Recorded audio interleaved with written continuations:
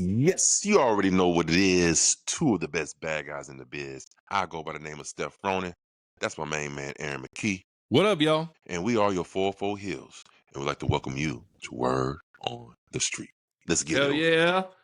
We still got the unofficial sponsor right here, New Realm Brewery. Hazy like a fox IPA. It's delicious. Go get you some from Atlanta. But we're going to kick off. I don't know if you noticed this on WWE Raw.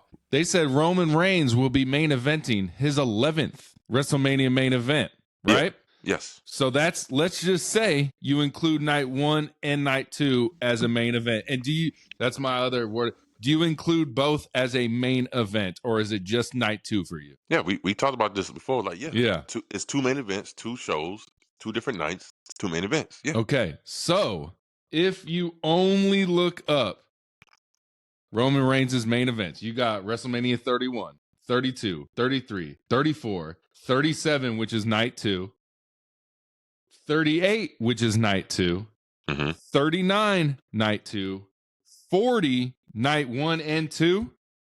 That's 9, bro. So we know Saturday's 10.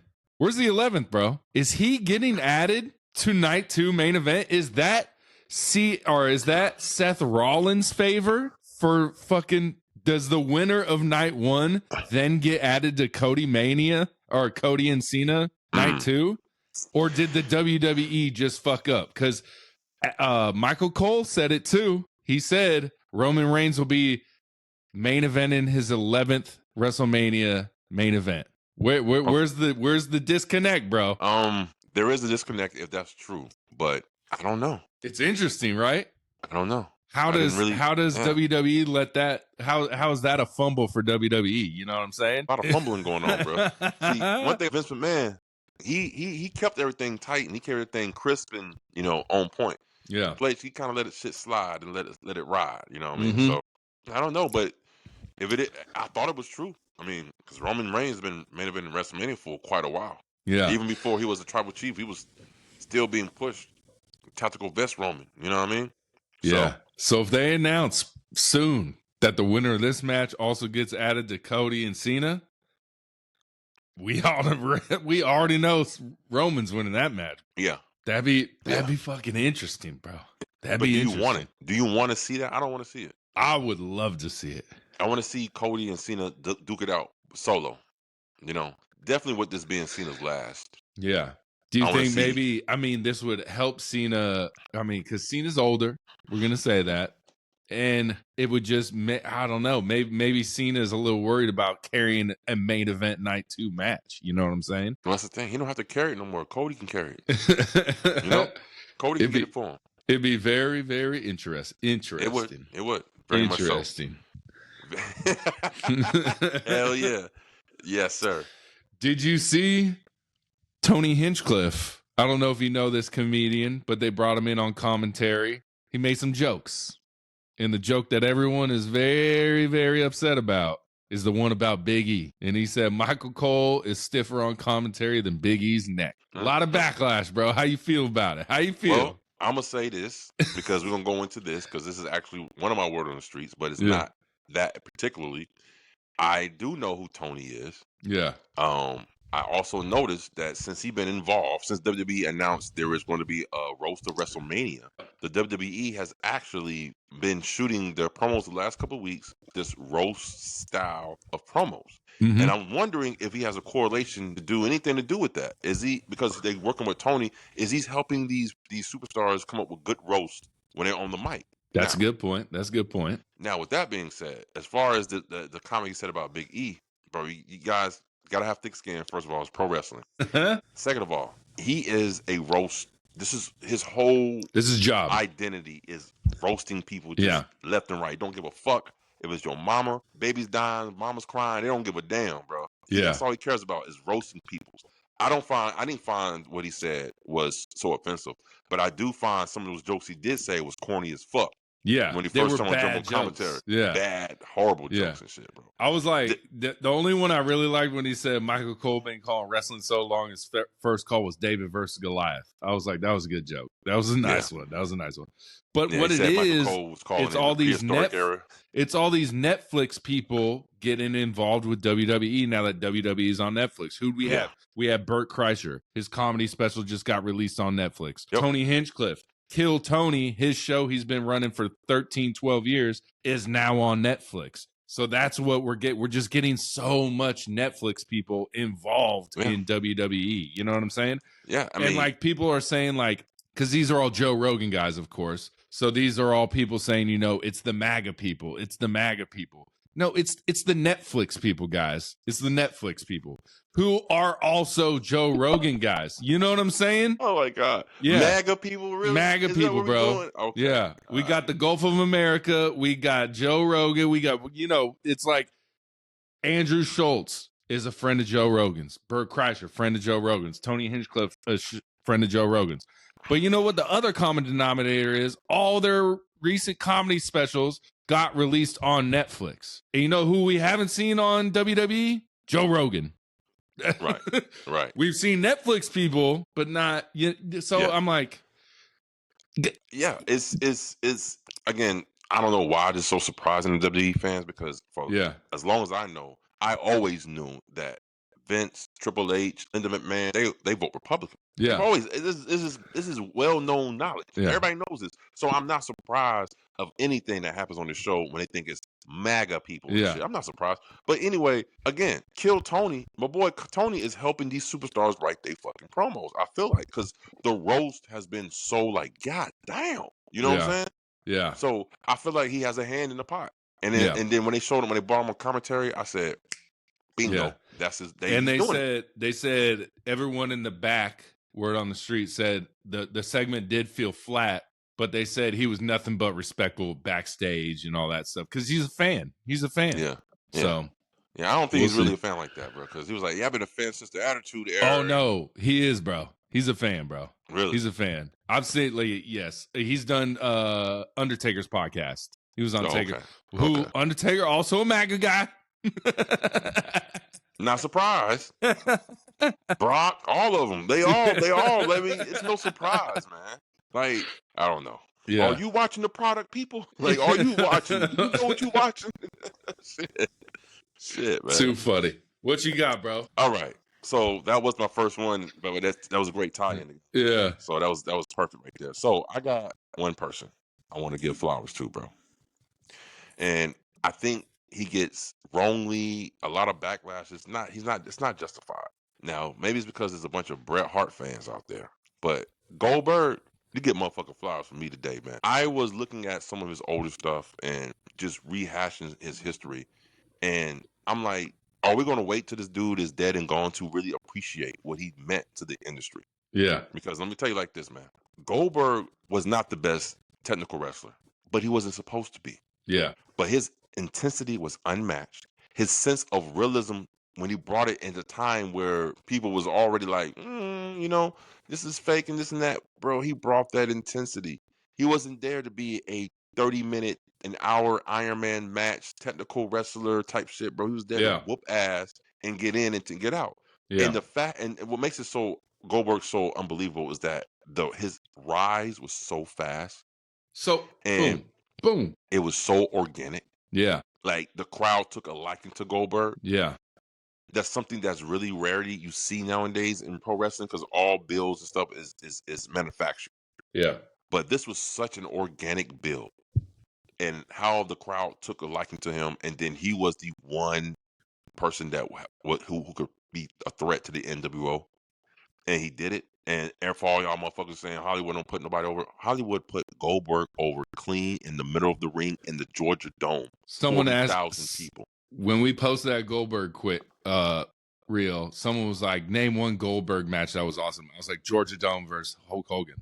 That was such an awesome moment, bro. Yeah, that moment was amazing, bro. I give him another moment. I give him Kevin Nash versus Goldberg at Starrcade when he got tased.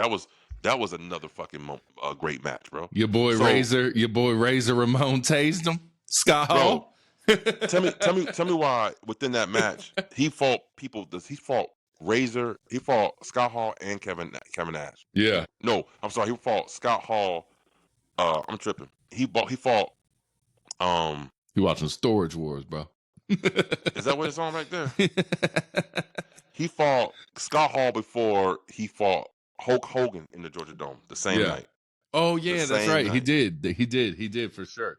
For sure. The that's same right. night, bro. Yeah. So yeah, bro. Like, nah.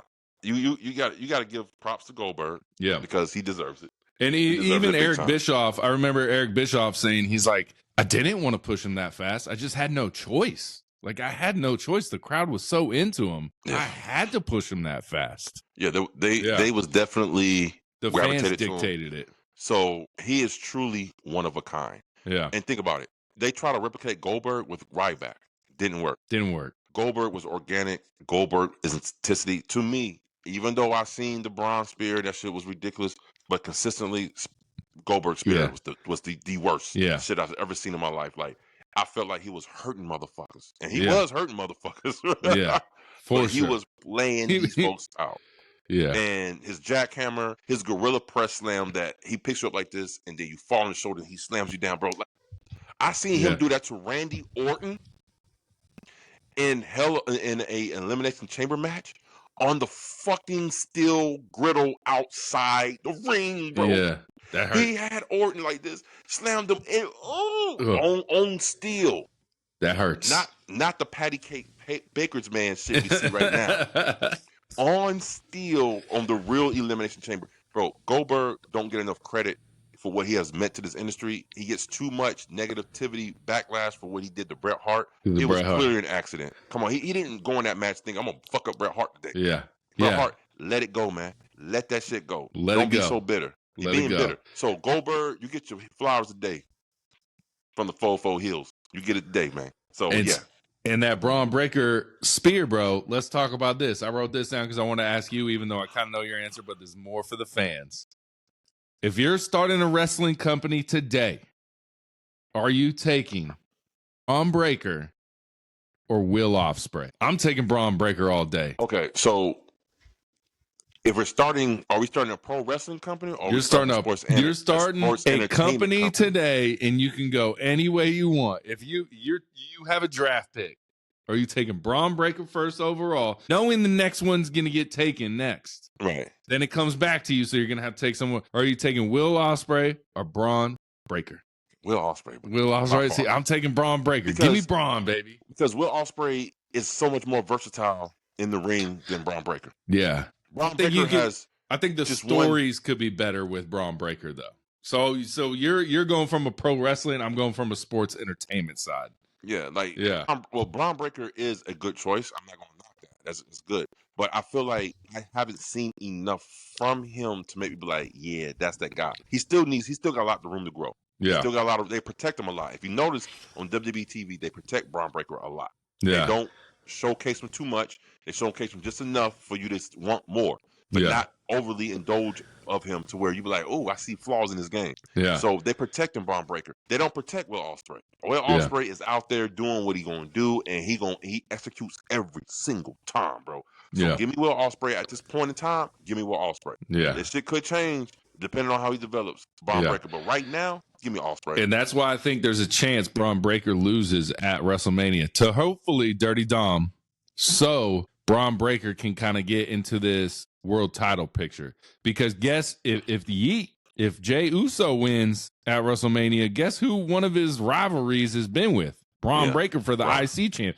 It is the perfect segue to get Braun Breaker into the world championship match, you know? Yeah. But see, the thing is, if you so high on Braun Breaker, why relegate him to just the World Heavyweight Championship? Why don't you put him on the WWE Undisputed Championship? He's not there yet. I'm going to tell you like this. I would rather see a Braun Breaker and Cody match than a Braun Breaker and Jey Uso match any day of the week. See, but I'd rather see Gunther versus Cody than anyone. Well, let's take Gunther out. Let's talk about just Braun Breaker versus who got the titles, right? Yeah. Well, that's what I'm saying. Gunther loses to Jey Uso. Jey Uso, Braun. Gunther moves on to Cody or Cena or whoever has the belt. Maybe Roman what we just talked about at the beginning. Like, oh, I would love Roman. I'm gonna tell you like this: it's more appealing to have Braun Breaker go against Cody because Cody hasn't seen an animal like Braun Breaker since his title run. Think about it. Yeah, Think about it. Yeah, because he went against Brock before the title. Yeah. But Braun Breaker is different from Brock. Braun Breaker is speed, intensity, power, like impact. Brock Lesnar was just power. Yeah. He gonna overpower you. Yeah. And Cody hasn't faced a unique combination of all three since he had his title run. Yeah. So I think that would be a better match and a better storyline than Jey Uso if he wins the World Heavyweight Championship and Braun Breaker go at it again. Yeah. And since we brought up Cody, this is going to roll into my next little segment. Is Cody Rhodes, not in ring, not professional, is just his outside story the best story in professional wrestling? Of how, from when he left WWE? Like, just like him, like his story. Because I was watching Stephanie's Places, you know, on ESPN. We 3 episodes deep. We had CM Punk, Rhea Ripley, and Cody Rhodes. Cody Rhodes was episode 2. Got me emotional, bro. Got me emotional. This man's story, it's just like his willingness to leave and all that. It's just, it was crazy, bro. Right. It was crazy. They filmed it at Center Stage right there in downtown Atlanta where they used to do WCW Saturday night, you know. I wish I would have lived in Atlanta during that time. I would have been there every fucking Saturday, bro. Hands down. It was free too. Yeah. Free? Me and my family went one day. Shit. It was free. Yeah. That's nice, bro. That's nice. It was good. It's good. They barking. We getting something delivered at the door. Uh-oh. They good. Oh, man. I don't know, bro. Yeah. That's crazy story, though. Crazy story. Well, Cody's story is unique. And is it the best story in pro wrestling outside? I mean, right now it is. Yeah. He bet on himself. Yeah. He left a guaranteed paycheck on the WWE. He could have played Stardust for another 5 years and still get paid and just go through the motions. He decided to take a chance on himself, left the WWE, went on the independent scene, built himself up in New Japan, joined the Bullet Club, did amazing things over there, then went to TNA, healed Cody, American Nightmare, did some things, and then turned around and built a company to rival the WWE, and it's still standing today. And he went back to WWE, became the biggest star in the company, because right now, I hate to say this, Cody is the big star in the company right now. It ain't Roman. Hands down. It's Cody. Yeah. Cody's doing the Make-A-Wishes. He's doing the appearances. He's doing all this thing. He's on the front cover.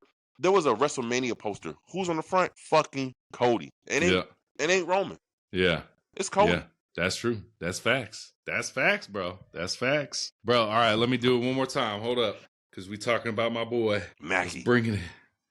Drew McIntyre, I'm with you, bro. But this motherfucker on a podcast, and he said, the new generation is a bunch of pussies. He said, I'm willing to die in this ring for this business. Woo!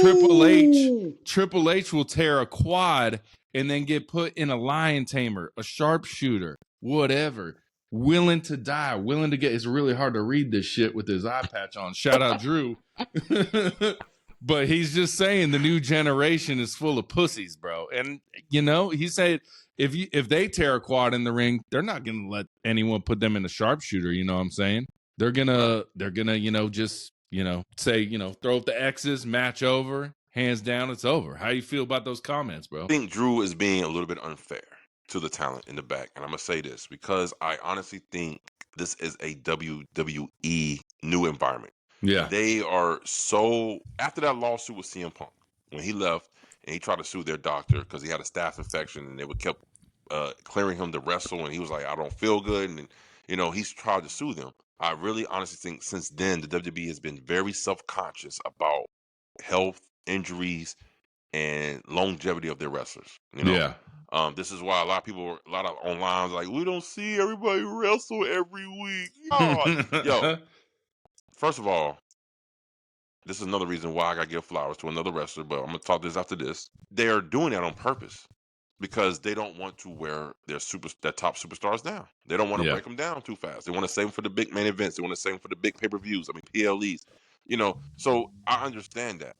Drew McIntyre, I think he's a little bit unfair by saying they're a bunch of pussies. A little bit because I think it's more of the company that turned to a pussy more than anything else. Because, you know, look at, man, you can't say that, Drew. Because look at our boy JD McDonough. Yeah. He finished the match. But JD was also grew up a wrestler. You know what I'm saying? JD was a wrestler from the beginning. I think he's more talking about like the performance centers. I'm coming from football. I'm coming from basketball. I'm coming from gymnastics. And now I want to be a professional wrestler. You know what I'm saying? Well, okay. Yeah. If he's saying those type of people, then, well, Drew, you can't get mad at people who don't have the love for something like you do and then get it from the mud. They was doing something else. This is their number 2, number 3 option. Yeah. Yeah, so for sure. Their dedication to their craft isn't going to be as immense as yours, my man. You know what I'm saying? Yeah. So yeah, you got to for sure. Drew. You know what? And I fuck with Drew. Drew's my guy. I love Drew to death, bro. I support you, Drew, bro. Yeah. I bought an eye patch just for you. I think he was a little bit unfair on that one in a certain type of ways. But yeah, you can't expect to get orange juice out of a fucking grapefruit. Yeah. You understand? Yeah. And that's what he's doing. Yeah. That's what he's doing. So all right, bro. Yeah. I'm gonna keep this on, but I gotta go get these groceries real quick. I'm gonna just throw them in the fridge. All right, go ahead.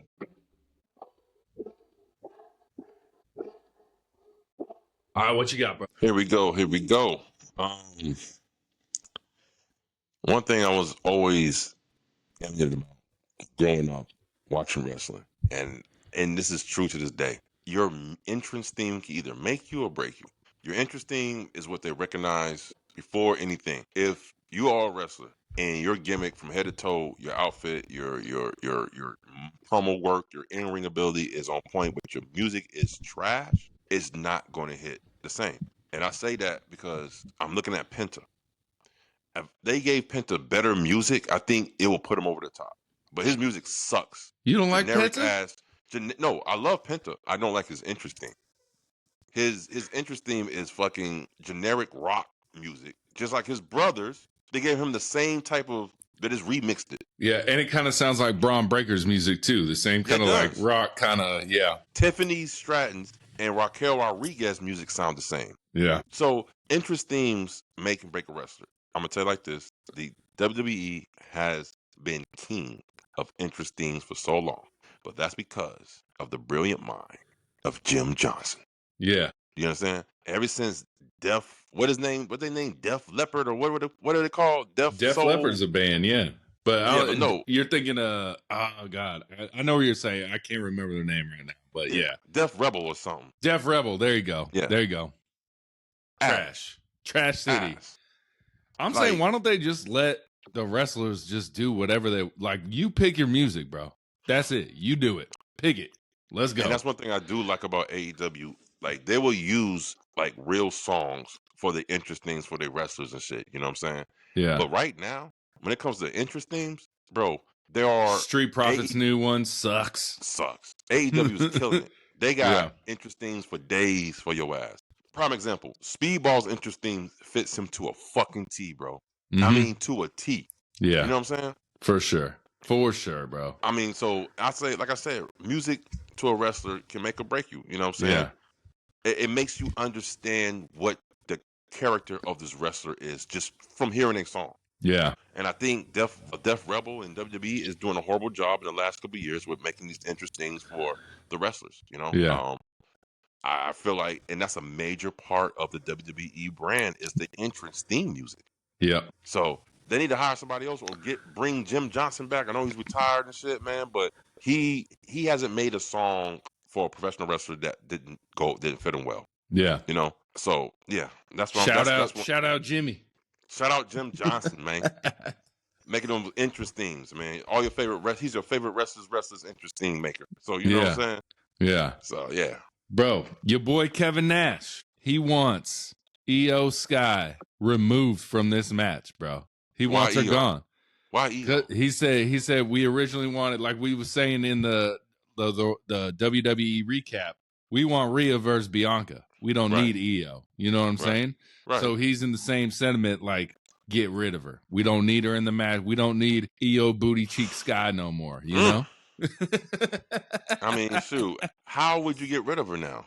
You can't. You can't now. You can't now. Yeah. The only way you could is literally like someone jumps her again, maybe pushes her on a car. Maybe Bianca does that again. She has to relinquish the title, and then we initially get Rhea versus Bianca. But I do feel like we're getting too many 3 ways, 4 ways, 3-way this, 4-way that.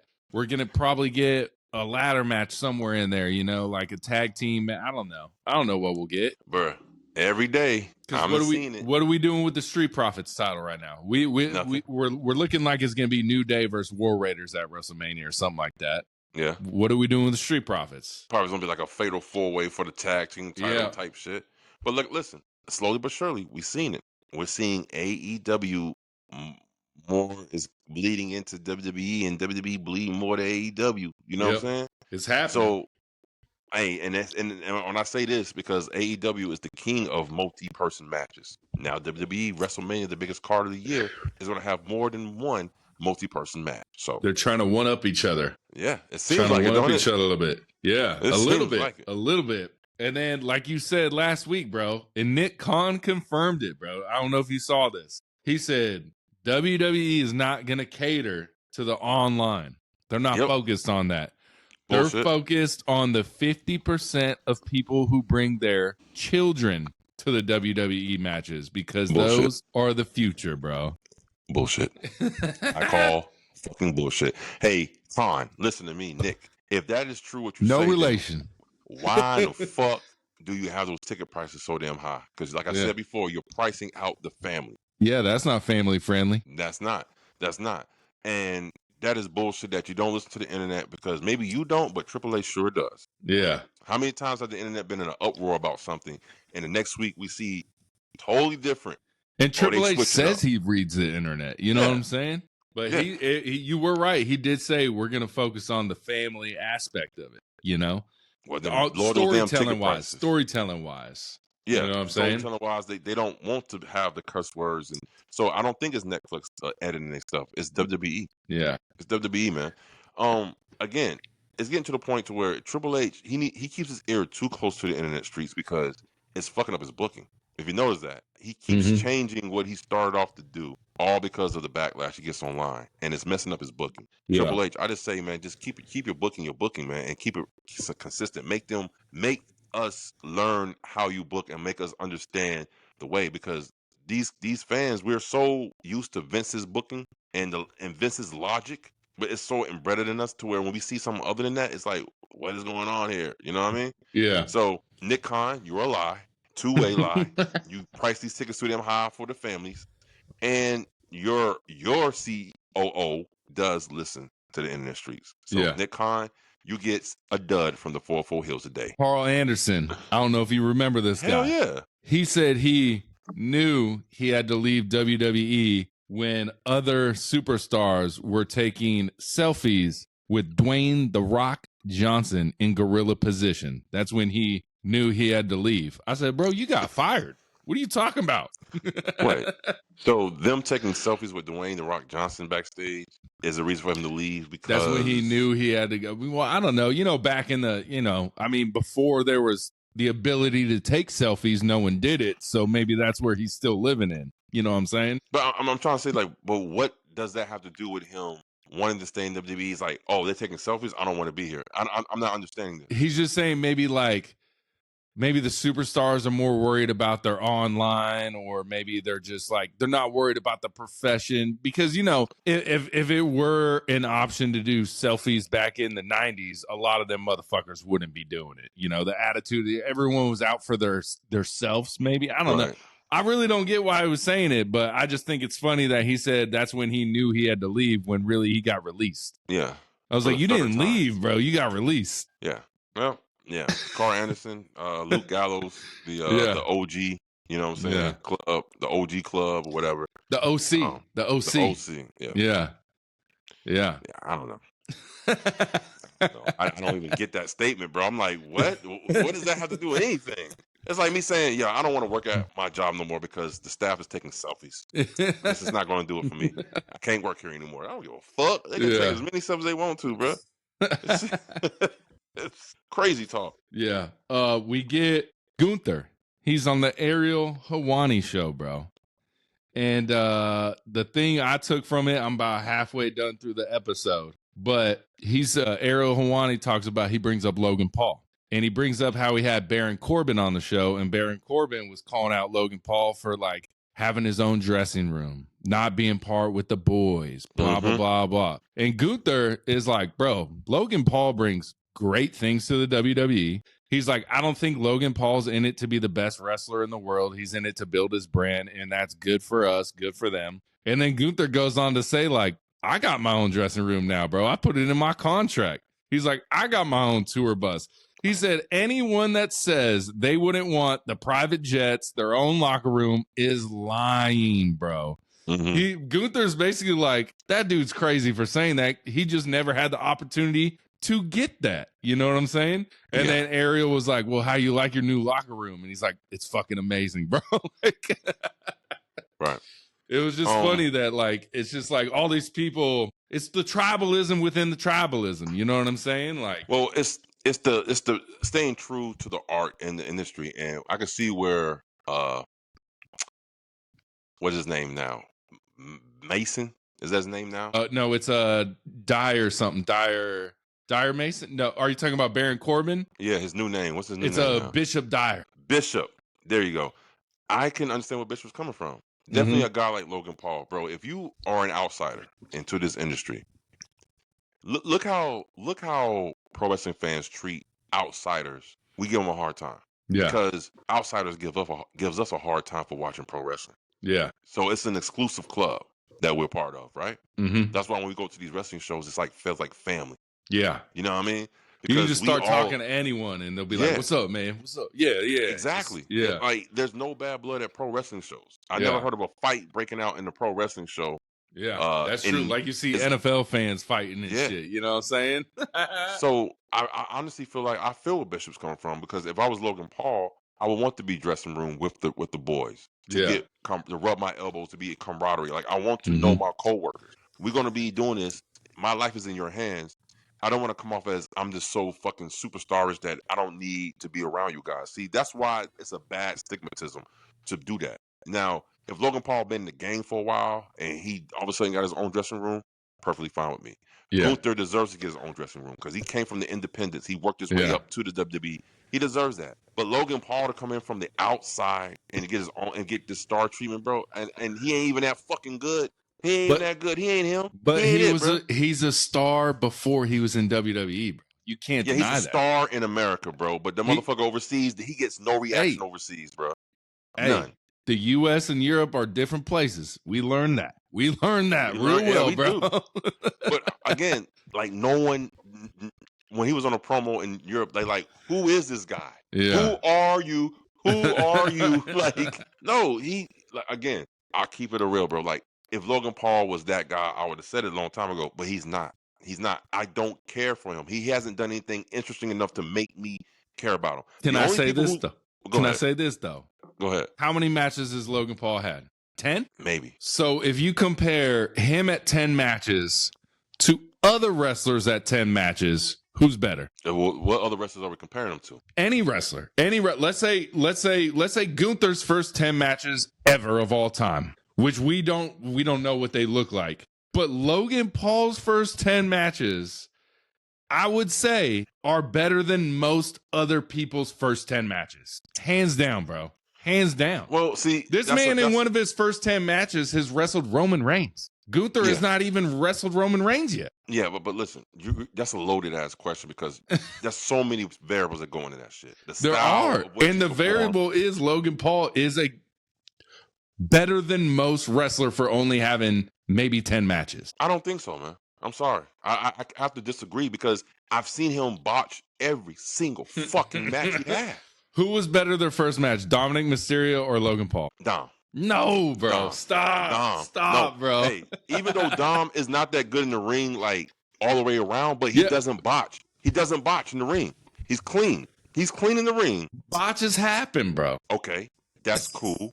But like I just said earlier in the show, I was like, I haven't seen a Will Ospreay botch. And the fact that he has botches on every single one of his 10 matches is not good, bro. That's a 10 for 10. I can't remember a botch versus him and Cody. I don't remember no botch versus him and Cody. I don't remember a botch versus him and Roman. Oh, it was. We gonna be selecting on like Kobe Bryant shit, game winner all the time, but we gonna focus on when he always hit the shot, not when he missed the shot. You're focusing on when Logan Paul rarely misses a shot instead of when he hits the shot. No, I'm focused on an individual who gets too much credit that he doesn't deserve, bro. He is not that guy.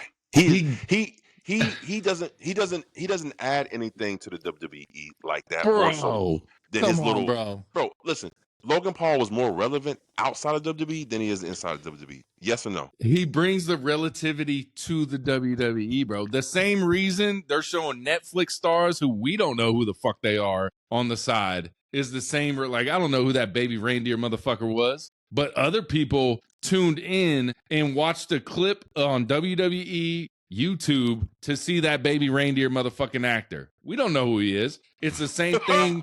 It's the same thing. People will tune in to see Logan Paul. Oh shit, this motherfucker. I love Logan Paul. He's wrestling now. Let me see his match. That's why they brought in Logan Paul. He's bringing eyeballs to the WWE. Same with Prime. As much as that shit is like garbage, it brings people who like Prime into WWE. Yeah, like I said, the only people who think Logan Paul's a good wrestler in WWE is the people who like Logan Paul. Bro. Hey, Gunther said.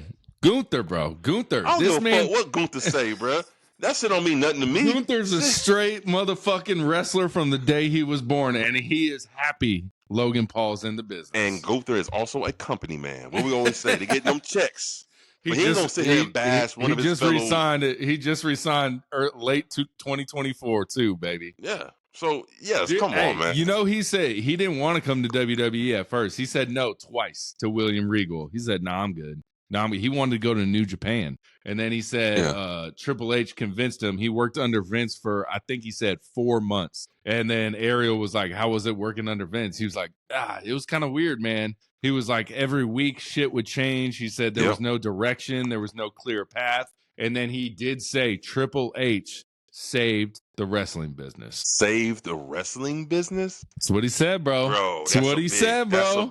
That's a big That's what my boy said. That's a hard no, bro. I can't say Triple H saved. I'm so sorry, bro. I can't. Nah. Would you say AEW saved the wrestling business? No, I don't think no one saved the wrestling business. I think you just feel like it was going nowhere. It was the MO as usual. It was the same MO as usual. It just got popping again.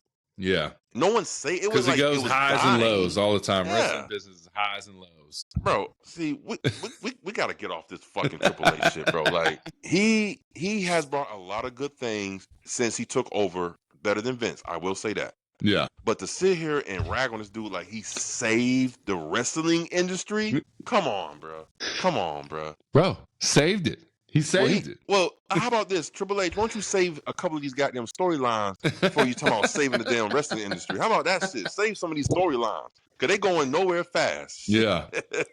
And speaking of Triple H's booking, guess what we're not getting this year? What? King and Queen of the Ring. Really? Yeah. That's what I heard. That's the word on the street, bro. And what's weird is because last year they basically announced the winner of King and Queen of the Ring gets the main event spot or the championship spot at SummerSlam. That's crazy work, bro. Do you think it's because like all the storylines going on right now, it doesn't make sense to have it? Because like if CM Punk loses at WrestleMania, do you really want to see CM Punk like go through the King of the Ring tournament to win it? You know what I'm saying? That's crazy work. So I mean, maybe. Yeah.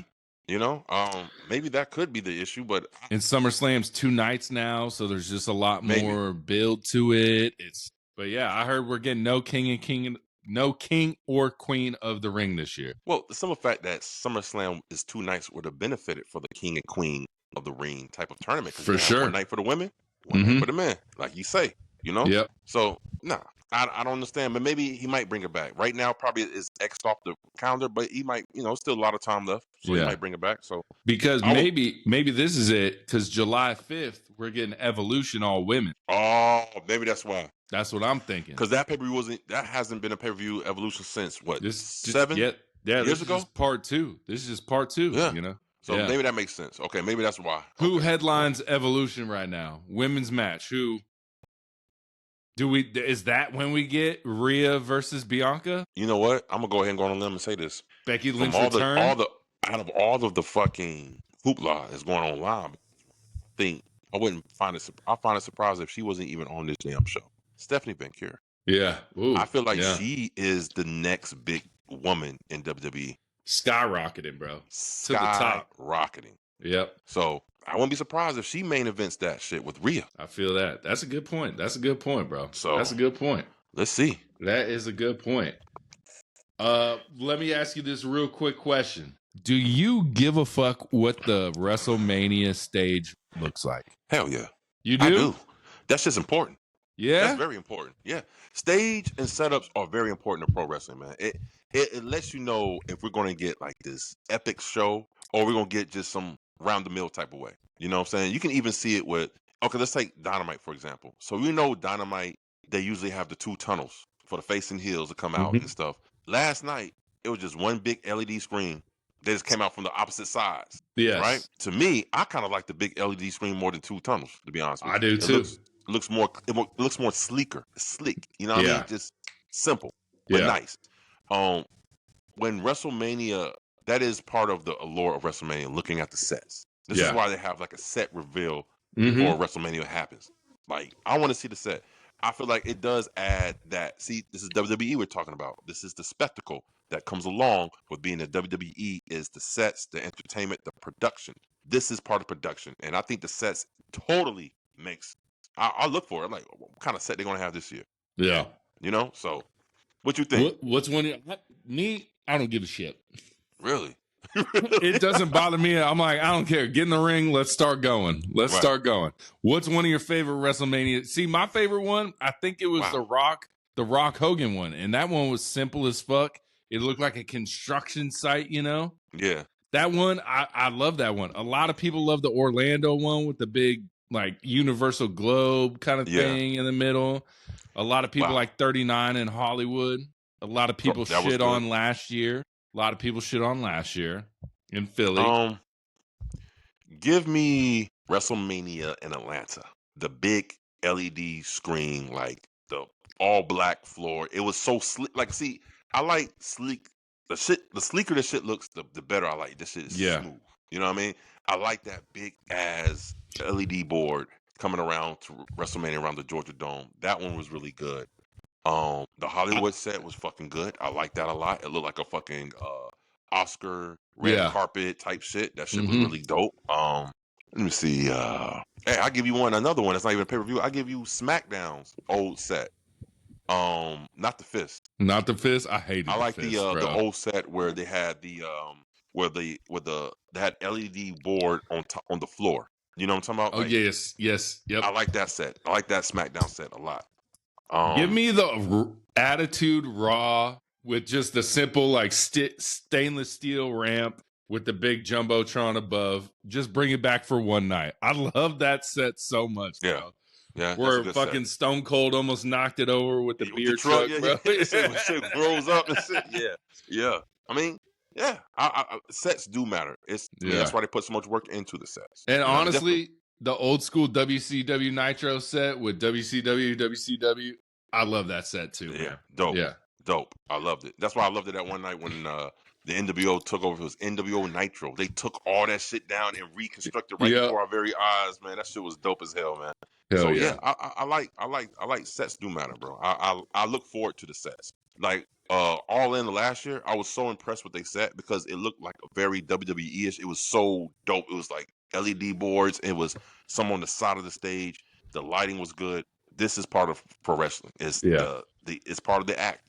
It's part of the showmanship of pro wrestling. And this is the city of showmanship, Vegas. So we'll see, bro. We know it's going to get leaked. We know it's going to get leaked before they do the reveal. But Triple H did say he's very, very excited for everyone to see this stage. Wow. And it looks like they're doing above the ring. It's going to be a circle. So I think we're going to have like a board, like a projection board all the way around the ring. So what if the WWE takes a page from AEW and have the heels come out on one side and the babyface come out on one side? Because we've never seen that in WWE. That'd be interesting. That'd be interesting, bro.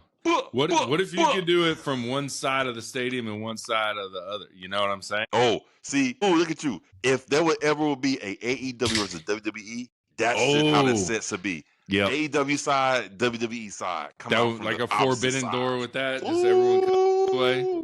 That'd be Cannot crazy. wait. Does That'd be Jey crazy. Uso come from the crowd? That motherfucker come from the ceiling like steam. Eat his way down. I've been hearing Cardi B or Sexy Red for Jey Uso. How about this? Neither.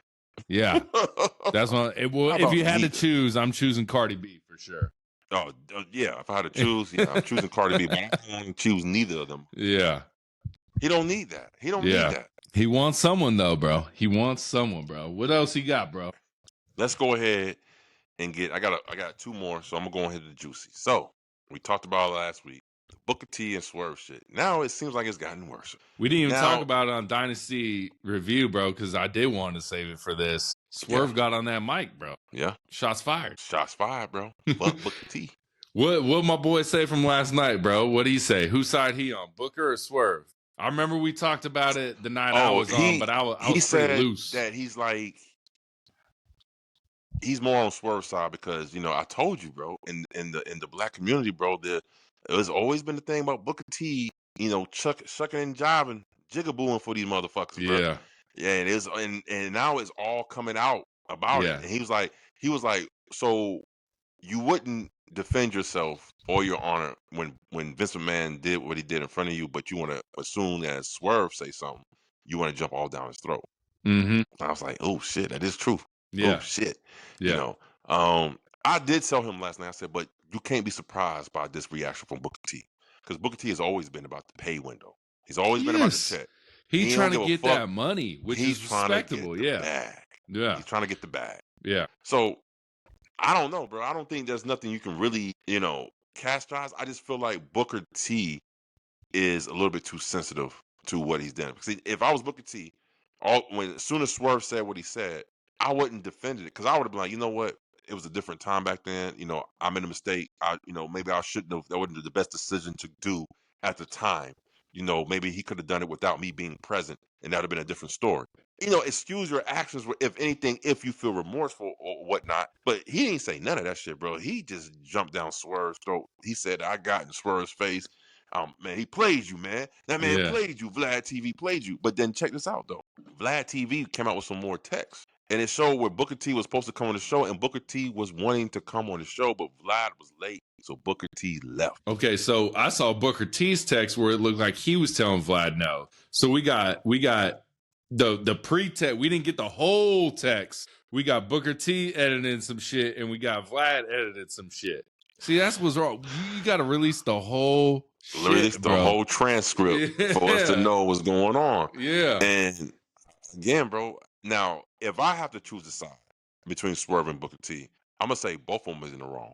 Because I feel like if they should be supporting each other. Well, I just feel like if Swerve has such an issue with Booker T, what he did, why didn't he come up to him and question him and ask him like, yo, what was up with that? Why does this have to be air out your dirty laundry in public? Yeah. You know what I'm saying? Like, if me and you, right, if we have a problem, bro, I'm not going to confront you on our podcast and I'm going to text you. Like, hey, bro, what's good? You good? Like, what's up? Yeah. We're going to keep that away from what we do in business. You know what I'm saying? Yeah. So I feel like Swerve should have fucking came to Booker T if he had that much of an issue with him, of Vince McMahon saying the N-word in front of Booker T, and Booker T ain't do anything. Yeah. I feel like Booker T dropped the ball is Booker T should have, when he got called out for that shit, and not just from that shit, from how his promo was with Triple H. They buried the fuck out of Booker T during that promo. And for Booker T to sit here and say, oh, they be treating me great for 20 years. Not so much, my guy. Yeah. Not so much. At one point during his run as King Booker, they had my man, a black man, who was supposed to be with an English accent. Okay, that's cool. But then 1 week on Raw, he came out dressed in all black. And then he switched his accent to like this African accent to where he was the African king. Had two lions on his shoulders. So I was like, what the fuck is going on here, bro? I was like, Booker T just switching sides like it ain't nobody's business. But again, it's the business that they're in. I think Booker T has thick skin. Yeah. Because he's old school. I think Swerve is a little bit more sensitive because he's part of that new school type of shit. And WWE didn't necessarily want him. So there is that resentment towards WWE, because regardless of what Swerve says, WWE was his goal. And maybe that's because AEW wasn't really around then. I don't really know when Swerve was in NXT. No, when Swerve was in NXT, he was in Lucha Underground first as Killshot. Then he went to NXT. AEW definitely wasn't in existence then. So like maybe WWE was the only option. You know what I'm the only saying? option. So then so maybe the resentment's really not there then. You know what I'm saying? But and the simple fact that Swerve said that HBK is his guy. Triple H didn't like Swerve. Triple H didn't see it in Swerve. Yeah. But HBK did. Yeah. Yeah, so, I remember Swerve on Vlad telling the story about like how he was in a dark match and I forget who he was wrestling, but they had 4,000 or 5,000 people chanting, "This is awesome, this is awesome." And then he says, and then the next day I'm at the performance center and they're trying to teach me how to do an arm drag. He's like, "Bitch, I just entertained 5,000 people and now you're teaching me how to do an arm drag?" He's like, "Bro, this is beneath me right now." You know? He's right. And that's how WWE with this LFG show, bro. I mean, is it pulling the curtain back too much? To me, it is. Are these legends? Are they? Because like Gunther on the Ariel Helwani show, he was like, "How true was that?" He's like, "Well, it was true, but I add a little bit more spice to it to make it interesting." You know what I'm saying? Yeah, for TV. So how much is Bully Ray paying up for TV? How much is McKee James talking about ass cheeks playing up to TV? And Undertaker called. Did you see the call out from Undertaker, bro? No, I didn't.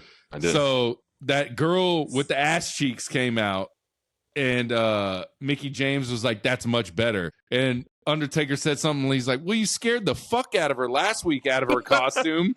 He's like, "What do you expect her to wear?" Like, it was just so funny that like Undertaker, who has a wife who was in the WWE at the time of kind of the Divas area, still had the girls back for showing her ass cheeks. You know what I'm saying? Yeah. Undertaker's like, man, it's pro wrestling. It's kind of what the crowd kind of wants. I mean, it's what, 85% male or whatever the crowd, you know what I'm saying? Like, you still kind of placate to that, you know? It's pro wrestling, bro. It's pro wrestling. So again, like I said last week, I have no idea where all this moralism came from in the industry about this, bro. Like, where did all of a sudden everybody's just, no, John Moxley, it was too much, it's too gruesome, too much booty butt cheeks in the women's wrestling. Like, what are we doing right now?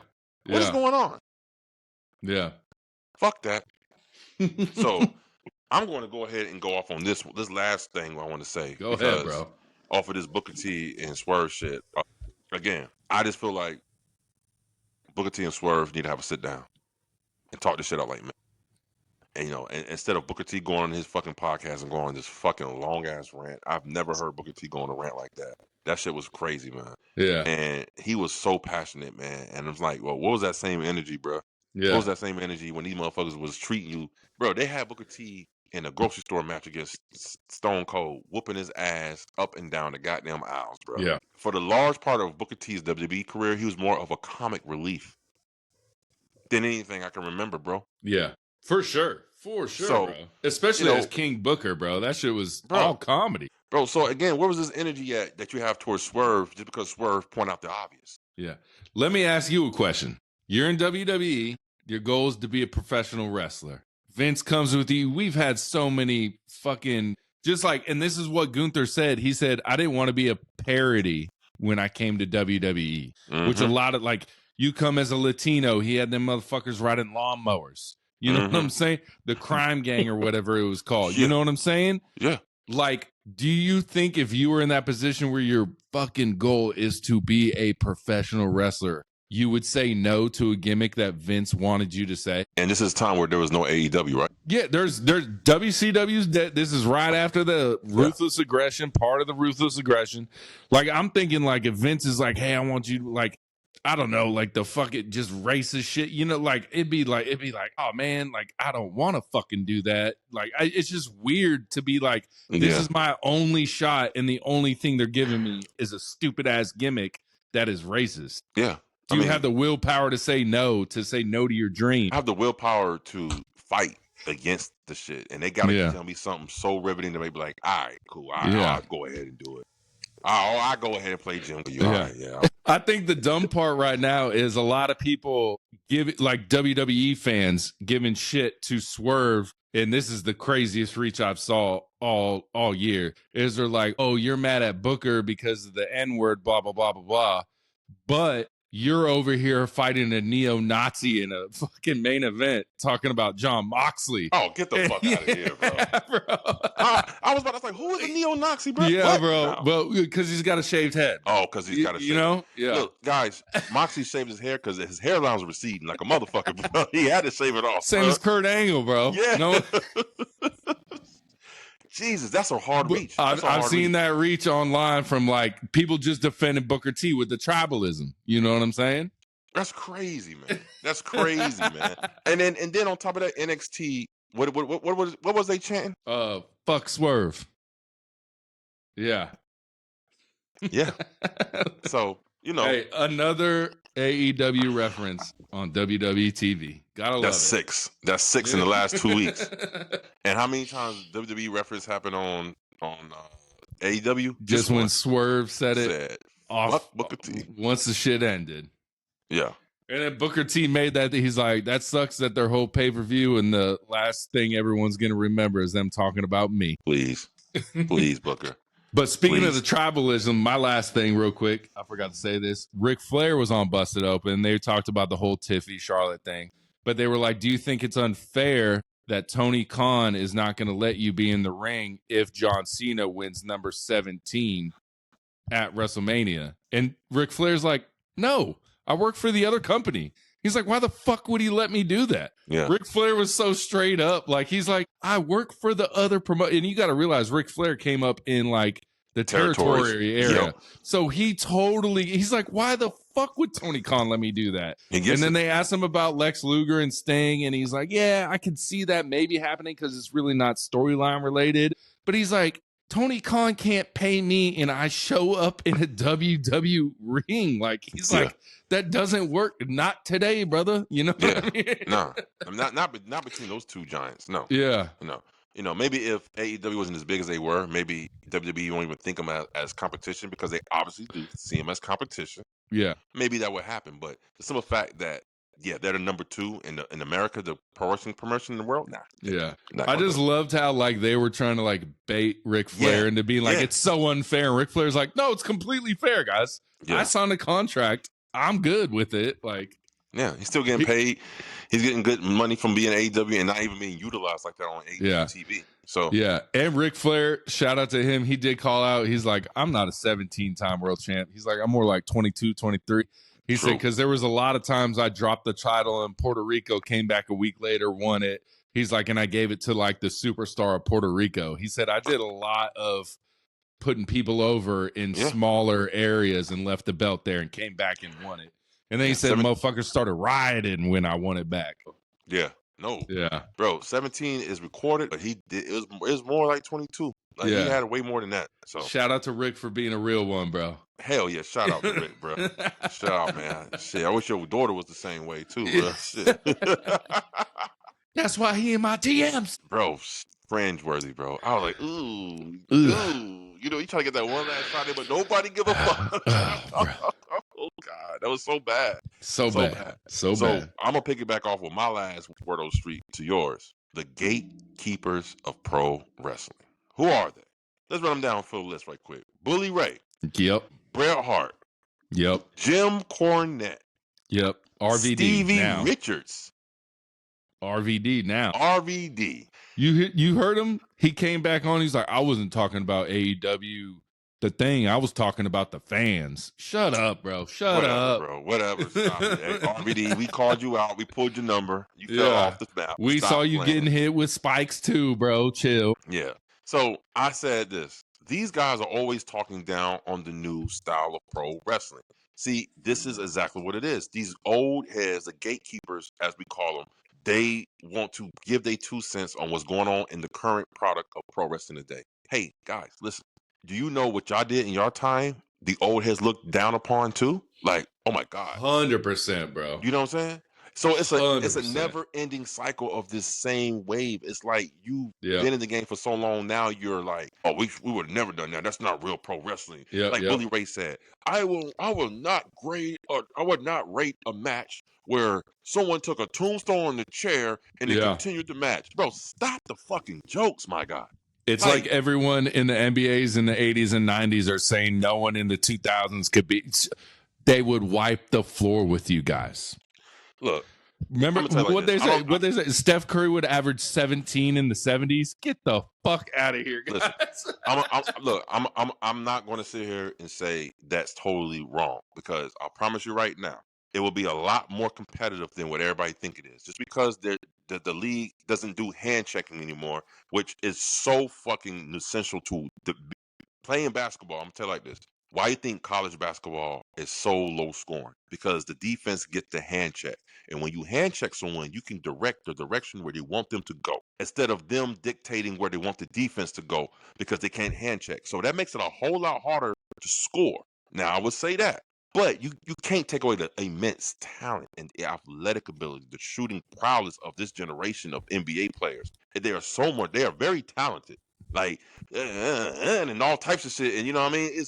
I don't want to get too caught up on the NBA, but I'm going to send you some videos about how much easier it was to score in the 90s, bro. I'm going to send you some videos. Well, look, I don't want to sit here and get into like which easier to score. I'm just saying that it's difficult as a basketball player, me playing basketball. It's hard to score when a motherfucker can just direct you with their hands. In the NBA, they got rid of that. You can't hand check in the NBA. So it does make it harder to score. Now, is it like so much harder to where it's like it's impossible? No, we still can fucking score. But I'm just saying that's an added element that they took away from the NBA of hand checking, which allows the guards, and that's the reason why the NBA took it away, because they saw the future of the game was shifting from big man to the smaller guy.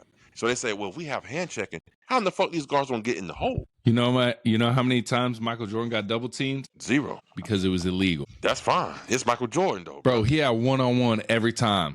Could you imagine if LeBron had one-on-one every time? 60 a game, bro. LeBron had one-on-one a lot of times. A lot of times, guess what? Bro, the championships that he lost against Dallas. We ain't gonna have this ain't no NBA debate. We ain't doing it. Hey, I'm just gonna tell you right now, bro. Your squad, the Dallas Mavericks, put a whooping on that Heat team. Hey. Jason Terry was the fucking one guarding LeBron James. Get the fuck out of here. Jason Terry's like 5 inches shorter than LeBron and had that man clamped up in the damn finals, bro. But no. So I'm saying gatekeepers of wrestling, bro. It's that old head, like back in my day. Yeah, bro, but the style has evolved. Yeah. Pro wrestling is now a high spot type of wrestling matches, and they can't get over that. They don't like all the flippy dippy zippy, what they call it. They don't like all the fucking, it's too extreme. Yeah. I never would have thought that I see ECW guys say something is too extreme, too crazy pro wrestling, bro. And then they'll be like, I wasn't in those matches, and then we got the proof that you was in those matches. They had motherfucking what's his name stringed up like Jesus. Yeah, they had the Undertaker. Who was it? It was Stephanie McMahon. Yeah, they had on that Undertaker symbol on the cross. Yeah. Oh, yeah. Oh, and they had Stone Cold up there too. Stone Cold was up there. Yeah. And then they had Big Boss Man being strangled, being noosed, then noosed in the middle of the damn ring, bro. Come on, man. Hey, bro. All that Bully Ray bullshit talk, bro.